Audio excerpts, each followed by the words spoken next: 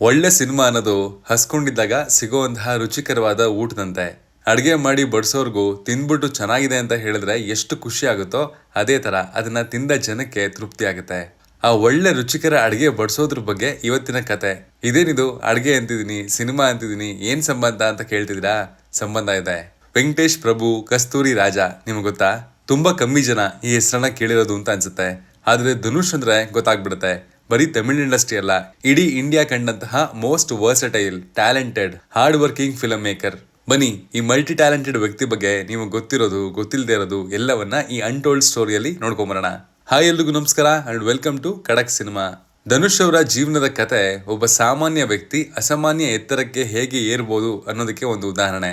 Happy accidents ಅಂತಾರಲ್ಲ, ಅದೇ ಧನುಷ್ ಅವರ ಜೀವನದಲ್ಲೂ ಆಗಿರೋದು. ಹೋಟೆಲ್ ಮ್ಯಾನೇಜ್ಮೆಂಟ್ ಮಾಡಿ ಚೆಫ್ ಆಗ್ಬೇಕು ಅಂತ ಅನ್ಕೊಂಡಿದ್ರಂತೆ. ಆದ್ರೆ ವಿಧಿ ಅವರ ಹಣೆಯಲ್ಲಿ ಸಿನಿಮಾನೇ ಬರ್ದಿತ್ತು ಅಂತ ಕಾಣುತ್ತೆ. ಇವರ ತಂದೆ ಕಸ್ತೂರಿ ರಾಜ ಅವರು ತಮಿಳ್ ಇಂಡಸ್ಟ್ರಿಯಲ್ಲಿ ರೈಟರ್, ಡೈರೆಕ್ಟರ್ ಆಗಿದ್ರು. ಅವ್ರ ಕಾಲದಲ್ಲಿ ಒಂದು ಕತೆನ ಬರೀ 50-100 ರೂಪಾಯಿಗಳಿಗೆ ಮಾರ್ತಾ ಇದ್ರಂತೆ. ಧನುಷ್ ಅವ್ರಿಗೆ ಸಿನಿಮಾದ ಬಗ್ಗೆ ಕಿಂಚಿತ್ತೂ ಆಸಕ್ತಿ ಇರಲಿಲ್ಲ. ಅವರ ಫ್ಯಾಮಿಲಿ ಪ್ರೆಷರ್ ಇಂದ ಸಿನಿಮಾ ಕಡೆಗೆ ಬಂದಿದ್ದು ಅಂತ ಹೇಳ್ಕೊಂಡಿದ್ದಾರೆ. ಏನಾದ್ರೂ ಇವರು ಸಿನಿಮಾಗ್ ಬರ್ಲಿಲ್ಲ ಅಂದಿದ್ರೆ ಎಂತ ವಾಯ್ಡ್ ಕ್ರಿಯೇಟ್ ಆಗ್ತಿತ್ತು ಹೇಳಿ.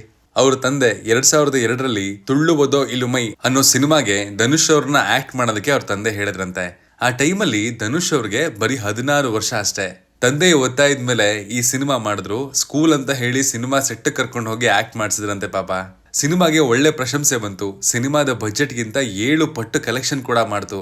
ಆದ್ರೆ ಧನುಷ್ ಅವರ ಫಿಸಿಕಲ್ ಅಪಿಯರೆನ್ಸ್ಗೆ ತುಂಬಾ ಕ್ರಿಟಿಸಿಸಮ್ ಕೂಡ ಫೇಸ್ ಮಾಡಿದ್ರು. ಇವನು ಒಬ್ಬ ಹೀರೋನಾ, ಫ್ಯಾಮಿಲಿ ಅನ್ನೋ ಕಾರಣಕ್ಕೆ ಸಿನಿಮಾದಲ್ಲಿ ಚಾನ್ಸ್ ಕೊಡ್ತಾರೆ ಅನ್ನೋ ಮಾತೆಲ್ಲ ಕೇಳಿ ಬಂದಿತ್ತು. ಮೊದಲೇ ಇಷ್ಟ ಇಲ್ಲದೆ ಇರೋ ಸಿನಿಮಾ ಕಾಲಿಟ್ಟಿದ್ದು ಈ ಕ್ರಿಟಿಸಿಸಮ್ ಇಂದ ಮತ್ತೆ ಸಿನಿಮಾ ಮಾಡಲೇಬಾರ್ದು ಅಂತ ಅವರು ಡಿಸೈಡ್ ಮಾಡ್ಕೊಂಡ್ರಂತೆ. ಆದ್ರೆ ಏನ್ ಮಾಡ್ತೀರಾ, ಧನುಷ್ ಅವರ ಅಣ್ಣ ಸಿನಿಮಾದಲ್ಲಿ ಇತ್ತು ಅಂತ ಕಾಣುತ್ತೆ. ಅವರ ಅಣ್ಣ ಸಕ್ಸಸ್ಫುಲ್ ಡೈರೆಕ್ಟರ್ ಸೆಲ್ವರಾಘವನ್ ಅವರು ಕಾದಲ್ ಕೊಂಡೆಯನ್ ಸಿನಿಮಾದಲ್ಲಿ ಇವರ ಆಕ್ಟಿಂಗ್ ಕೆಪಾಸಿಟಿ ನೋಡಿ ಅವ್ರನ್ನ ಹೀರೋ ಮಾಡಿದ್ರು. ಅಲ್ಲಿಂದ ಹಿಂತಿರುಗಿ ನೋಡ್ಲೇ ಇಲ್ಲ. ವಿನೋದ್ ಅನ್ನುವಂತಹ ಪಾತ್ರ ಈಗಲೂ ಸಹ ಆ tragic childhood, obsessive love and psychological ಟ್ರಾಮಾನ ರೆಪ್ರೆಸೆಂಟ್ ಮಾಡಿದ ರೀತಿ ಫೆಂಟಾಸ್ಟಿಕ್. ನಾವೆಲ್ಲ ಬಿದ್ದಲ್ಲೇ ಮತ್ತೆ ಹೇಳ್ಬೇಕು ಅನ್ನೋ ತರ ಯಾರ್ಯಾರೆಲ್ಲ ಇವ್ರನ್ನ ಕ್ರಿಟಿಸೈಸ್ ಮಾಡಿದ್ರೋ ಅವರೇ ಇವರ ನಟನೆನ ಹೊಗಳಿದ್ರು. ತಮ್ಮ 3-4 ಸಿನಿಮಾ ಆದ್ರೂ ಕೂಡ ಧನುಷ್ ಅವರು ಆಕ್ಟಿಂಗ್ ನ ಸೀರಿಯಸ್ ಆಗಿ ತಗೊಂಡೇ ಇರ್ಲಿಲ್ವಂತೆ. ನಂತರ ಸಿನಿಮಾ ಮಾಡ್ತಾ ಮಾಡ್ತಾ ತಮ್ಮ ಮುಂದಿನ ಜೀವನದ ಎಲ್ಲೆಯನ್ನ ಅವರೇ ಕಂಡ್ಕೊಂಡ್ರು. ಇದರಲ್ಲಿ ಮೋಸ್ಟ್ ಇಂಪಾರ್ಟೆಂಟ್ ವಿಷಯ ಏನಂದ್ರೆ ಇವರ ಹೆಸರು ಮೇಲ್ ಹೇಳ್ದಂಗೆ ಧನುಷ್ ಅಲ್ಲ. ಕಮಲ್ ಹಾಸನ್ ಅವರ ಕುರುತಿ ಪುನಲ್ ಸಿನಿಮಾದಲ್ಲಿ ಆಪರೇಷನ್ ಧನುಷ್ ಅನ್ನುವಂತಹ ವಿಷಯದಿಂದ ಇನ್ಸ್ಪೈರ್ ಆಗಿ ಈ ಹೆಸರನ್ನ ತಮ್ಮ ಸ್ಕ್ರೀನ್ ನೇಮ್ ಆಗಿ ಇಟ್ಕೊಂಡಿರಂತೆ. ಇದರ ನಂತರ ಬಂದಂತಹ ತಿರುಡಾ ತಿರುಡಿ ಸಿನಿಮಾ ಒಳ್ಳೆ ಕಲೆಕ್ಷನ್ ಮಾಡಿದ್ರು ಕೂಡ ಮತ್ತೆ ಅವರ ಡ್ಯಾನ್ಸ್ ಮೇಲೆ ಕ್ರಿಟಿಸಿಸಮ್. ಈ ಕಾರಣಕ್ಕೆ ಧನುಷ್ ಅವರು ಆ ಟೈಮಲ್ಲಿ ಡೈಲಿ 10 ಗಂಟೆಗಳ ಕಾಲ ಡ್ಯಾನ್ಸ್ ಪ್ರಾಕ್ಟೀಸ್ ಮಾಡ್ತಿದ್ರಂತೆ. ಈ ವಿಚಾರಗಳನ್ನೆಲ್ಲ ಕೇಳಿದ್ರೆ ಧನುಷ್ ಅವರು ಬಂದಿರುವಂತಹ ಹಾದಿ ಟ್ರಾವೆಲ್ ಮಾಡೋದಕ್ಕೆ ಈಸಿಯಾದ ಪಾತ್ ಅಂತೂ ಖಂಡಿತವಾಗ್ಲೂ ಅಲ್ವೇ ಅಲ್ಲ. ಒಂದು ಕಲ್ಲು ಶಿಲೆ ಆಗ್ಬೇಕು ಅಂತಂದ್ರೆ ತನಗೆ ಬೀಳುವಂತಹ ಎಲ್ಲಾ ಹುಳಿಪೆಟ್ಟುಗಳನ್ನ ತಡ್ಕೊಳ್ಳುವಂತಹ ಶಕ್ತಿ ಇರಬೇಕು. ಅದೇ ರೀತಿ ಧನುಷ್ ಅವರು ಆ ಸ್ಟೇಜ್ ನ ದಾಟಿ ಈ ಹೆಸರನ್ನ ಗಳಿಸಿರೋದು. ಈ ಸಿನಿಮಾ ಬಂದ್ಮೇಲೆ ಬಂದ ಸುಲ್ಲನ್, ಡ್ರೀಮ್ಸ್, ಪುದುಪೇಟೈ, ಜೋಗಿ ಸಿನಿಮಾದ ರೀಮೇಕ್ ಆದ ಪರಟ್ಟೈ, ಎಂಗಿರ, ಅಳಗು ಸುಂದರಂ ಸಿನಿಮಾಗಳು ಆಕ್ಟಿಂಗ್ಗೆ ಅವರ ಡೆಡಿಕೇಶನ್ಗೆ ಒಳ್ಳೆ ಪ್ರಶಂಸೆ ಬಂದ್ರು. ಬಾಕ್ಸ್ ಆಫೀಸ್ ಕಲೆಕ್ಷನ್ಗಳು ನೆಲ ಕಚ್ಚಿತು. ಧನುಷ್ ಅವರು ಮತ್ತೆ ತಮ್ಮ ಬ್ಲಾಕ್ ಬಸ್ಟರ್ ಫಾರ್ಮ್ಗೆ ಬಂದಿದ್ದು 2007ರಲ್ಲಿ ರಿಲೀಸ್ ಆದಂತಹ ಪೊಲ್ಲದವನ್ ಸಿನಿಮಾದಿಂದ. ಇಂಡಿಯನ್ ಫಿಲಂ ಇಂಡಸ್ಟ್ರಿಯ most celebrated film maker Vetri Maaran ಅವರ ಮೊದಲ ಸಿನಿಮಾ ಈ ಸಿನಿಮಾ. ಈಗಲೂ ಕೂಡ ಆ ಕತೆ ಫ್ರೆಶ್ ಆಗಿದೆ, ರಿಯಲ್ ಆಗಿದೆ. ಪಲ್ಸರ್ ಗಾಡಿ ಈಗಲೂ ಜನಗಳ ಮನಸ್ಸಲ್ಲಿ ಹಾಗೆ ಉಳ್ಕೊಂಡಿದೆ. ನೆಕ್ಸ್ಟ್ ವೆಟ್ರಿ ಮಾರನ್ ಅವ್ರ ಜೊತೆಗೇನೆ ಮಾಡಿದಂತಹ ಸಿನಿಮಾನೇ 2011ರಲ್ಲಿ ಬಂದಂತಹ ಆಡುಕುಲಂ. ಇದು ಅವರ ಕಾಂಬಿನೇಷನ್ ನಲ್ಲಿ ಬಂದ ಮೈ ಫೇವರೇಟ್ ಸಿನಿಮಾ ಮಧುರೈ ಸುತ್ತಮುತ್ತ ನಡೆಯುವಂತಹ ಕಾಕ್ ಫೈಟಿಂಗ್ ಕಲ್ಚರ್ ನ ತೋರಿಸಿದಂತಹ one of the best cinema.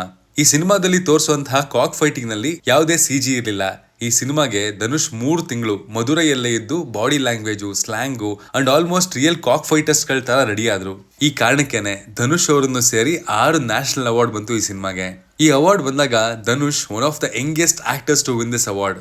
ಅದು ಅವರು ಕಾನಾ ಕಾಲಂ ಸಿನಿಮಾದಲ್ಲಿ ಡೈರೆಕ್ಟರ್ ಬಾಲು ಮಹೇಂದ್ರ ಅವ್ರ ಜೊತೆಗೇನೆ ಸಿನಿಮಾ ಮಾಡಿದ್ರು. ಈ ಸಿನಿಮಾ ಜನಗಳಿಗೆ ಅಷ್ಟೇನು ಇಷ್ಟ ಆಗ್ಲಿಲ್ಲ.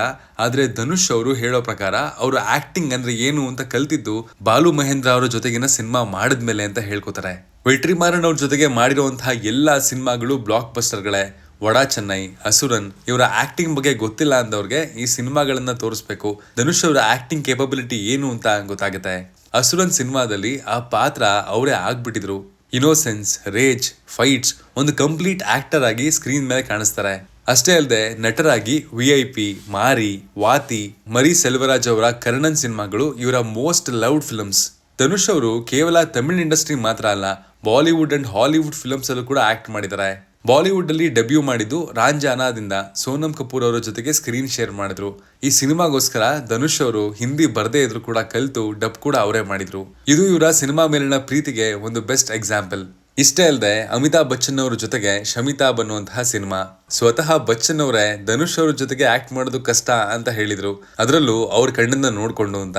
ನಂತರ ಆನಂದ್ ಅವರ ಜೊತೆಗೆ ಅತರಂಗಿರೇ ಸಿನಿಮಾ ಮಾಡಿದ್ರು. ಈ ಸಿನಿಮಾದಲ್ಲಿ ಅಕ್ಷಯ್ ಕುಮಾರ್, ಸಾರಾ ಅಲಿ ಖಾನ್ ಅವರು ಕೂಡ ಇದ್ರು. ಇವರ ನಟನೆಯಿಂದ ಅವರೆಲ್ಲರನ್ನ ಹಿಂದಕ್ಕೆ ಹಾಕಿದ್ರು.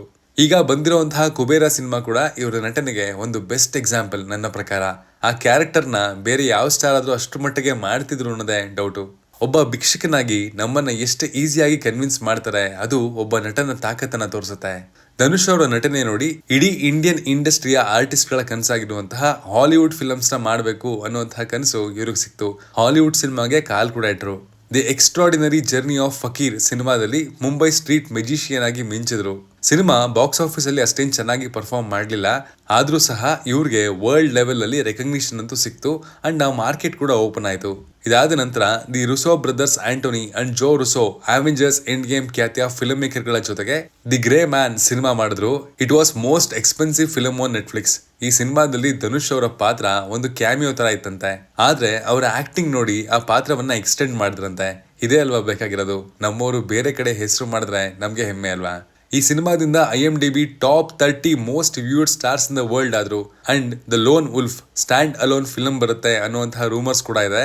ಧನುಷ್ ಅವರು ಸಕಲ ಕಲಾ ವಲ್ಲಭ. ತಮ್ಮ ಡೈರೆಕ್ಷನ್ ಜರ್ನಿನ ಪವರ್ ಪಾಂಡಿ ಸಿನಿಮಾದಿಂದ ಶುರು ಮಾಡಿದ್ರು. ಈ ಸಿನಿಮಾನ ತಾವೇ ಪ್ರೊಡ್ಯೂಸ್ ಕೂಡ ಮಾಡಿದ್ರು. ನಂತರ ರಾಯನ್ 2024ರಲ್ಲಿ ನಿಲವುಕು ಎನ್ ಮೇಲ್ ಎನ್ನಡಿ ಕೋಬಂ. ಈಗ ಸದ್ಯಕ್ಕೆ ಇಡ್ಲಿ ಕಡಾಯಿ ಸಿನಿಮಾನ ಡೈರೆಕ್ಟ್ ಮಾಡ್ತಿದ್ದಾರೆ.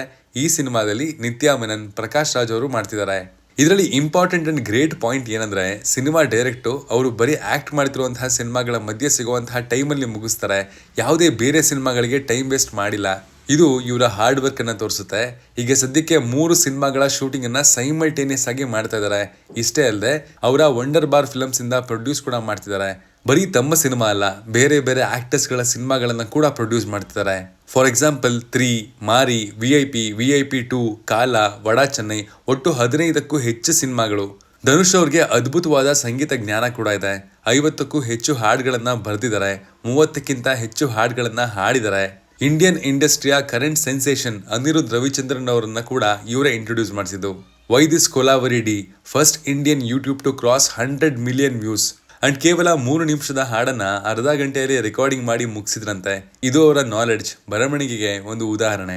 ಇಲ್ಲಿವರೆಗೂ ಧನುಷ್ ಅವ್ರಿಗೆ 4 national film awards, 9 film fair awards, 14 SIIMA, total 48 ಅವಾರ್ಡ್ಗಳು ಲಭಿಸಿದೆ. ಧನುಷ್ ಅವರ ಫಿಲ್ಮ್ ಮೇಕಿಂಗ್ ನ ಸಮ್ ಅಪ್ ಮಾಡಬೇಕು ಅಂದ್ರೆ ಪ್ರಾಮಾಣಿಕತೆ, ಭಾವನೆ, ಹಾರ್ಡ್ ವರ್ಕಿಂಗ್ ಈ ಎಲ್ಲದರ ಮಿಕ್ಸ್ಚರ್ ಅಂತ ಹೇಳ್ಬೋದು.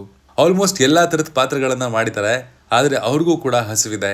ಇದಕ್ಕೆ ಎಕ್ಸಾಂಪಲ್ ಅಂದ್ರೆ ಒಂದು ಸಂದರ್ಶನದಲ್ಲಿ ಅವರು ಯಾರ ಮತ್ತು ಯಾವ ತರದ ಪಾತ್ರ ಮಾಡಬೇಕು ಅಂತ ಕೇಳಿದ್ರೆ ಅವರ ಉತ್ತರ ಸೂಪರ್ ಸ್ಟಾರ್ ರಜನಿಕಾಂತ್ ಹಾಗೂ ಇಳೆಯರಾಜ ಅವರ ಬಯೋಪಿಕ್ ಮಾಡಬೇಕು ಅಂತ ಹೇಳಿದ್ರು. ಸದ್ಯಕ್ಕೆ ಧನುಷ್ ಅವರ ಲೈನಪ್ ಅಲ್ಲಿ ಅವರೇ ಡೈರೆಕ್ಟ್ ಮಾಡಿರುವಂತಹ ಇಡ್ಲಿ ಕಡಾಯಿ, ಆನಂದ್ ಎಲ್ ರಾಯ್ ಅವರ ಜೊತೆಗೆ ತೇರೆ ಇಷ್ಕ್ ಮೇನೆ ಅನ್ನುವಂತಹ Hindi cinema, Ilaiyaraaja biopic, doctor Abdul Kalam ಅವರ biopic Kalam the missile man of India. ಇದ್ರ ಜೊತೆಗೆ ಆದಿಪುರುಷ್ ಖ್ಯಾತಿಯ ಓಂ ರಾವತ್, ಮರಿ ಸೆಲ್ವರಾಜ್, ವೆಟ್ರಿ ಮಾರನ್, ವಿಘ್ನೇಶ್ ರಾಜ, ವಿನೋದ್ ಅವರ ಜೊತೆಗಿನ ಸಿನಿಮಾಗಳು ಕೂಡ ಲೈನಪ್ ಆಗ್ತಾ ಇವೆ. ಒಟ್ಟಾರೆಯಾಗಿ ಹೇಳೋದಾದ್ರೆ ಧನುಷ್ ಅವರು ತಮಿಳ್ ಮಾತ್ರ ಅಲ್ಲದೆ ಭಾರತೀಯ ಚಿತ್ರರಂಗ ಕಂಡಂತಹ ಅದ್ಭುತ ಪ್ರತಿಭೆ. ಸಾಕಷ್ಟು ಜನರಿಗೆ ಇನ್ಸ್ಪಿರೇಷನ್. ಹೀರೋ ಆಗೋದಕ್ಕೆ ಲುಕ್ ಸ್ಮಾರ್ಟ್ ಆಗೋದಿಲ್ಲ ಅಂತ ತೋರಿಸ್ಕೊಟ್ಟಿದ್ದಾರೆ. ಇದೇ ರೀತಿ ಇವರ ಸಿನಿಮಾ ಪ್ರಯಾಣ, ಸಿನಿಮಾ ಪ್ರೀತಿ, ಅವರು ನಂಬಿರುವಂತಹ ಶಿವನಿಂದ ಇನ್ನಷ್ಟು ಎತ್ತರಕ್ಕೆ ಹೋಗ್ಲಿ, ನಮ್ಮನ್ನ ಎಂಟರ್ಟೈನ್ ಮಾಡ್ಲಿ ಅಂತ ಈ ವಿಡಿಯೋನ ಮುಗಿಸ್ತಾ ಇದ್ದೀನಿ. Signing off, Manu.